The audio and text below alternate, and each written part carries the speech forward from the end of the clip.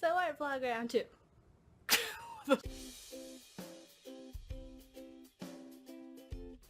But another experiment that I thought required another vlog to go over. So this week I needed to figure out how to design a 3D chair. And that was not easy, especially for, I feel like I'm tech savvy. I'm sitting over here making vlogs, but this is all on Windows Movie Maker. That's like the extent of my knowledge. So I had to learn a whole new software program to try and figure this out. I personally use SketchUp, which is free, and it works great. It really does if you know how to use it, which I spent about 20 hours playing with it before I even made the chair. And it was just me literally drawing circles and squares and following tutorials online, and that was quite a process.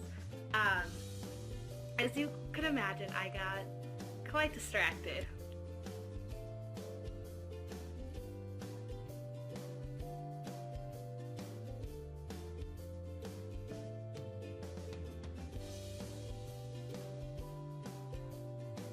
So after all that distraction, I personally found like this application, the software, really cool to use if you knew how to use it. Like some of these people right here. Dear Jesus, I could never do any of this.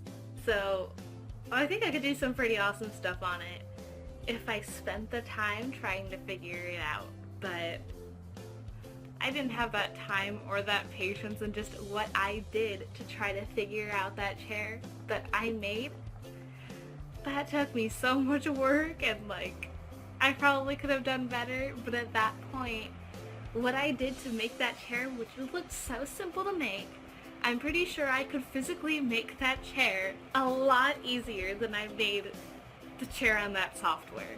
So what I did is, I just found a chair that I was going to use as my base on Google Images. I mean, look at all these different chairs. So before exactly figuring out what I was going to do for my chair, I ended up just fooling around and making a few kind of chairs that I wasn't going to accept as my final product, but ended up making one of those kind of circular benches you see at airports or at malls or kind of thing, that I just used regular hexagons to make and colored it, and yeah.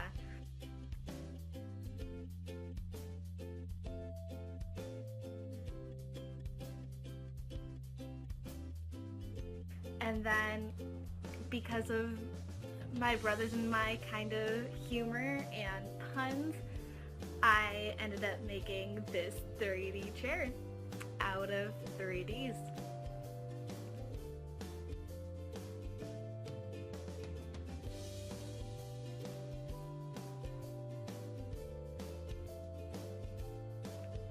Yeah, I'm sorry you want to hear that. So after I made those two chairs, I decided that I was going to find a chair on Google.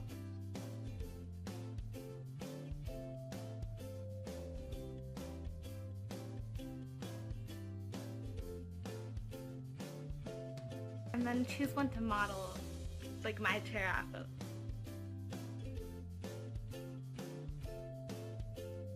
And so I chose this chair, and through that I just figured out I would need a square top and a square base, and figure it out from there. And so here's just a little bit of the process of it.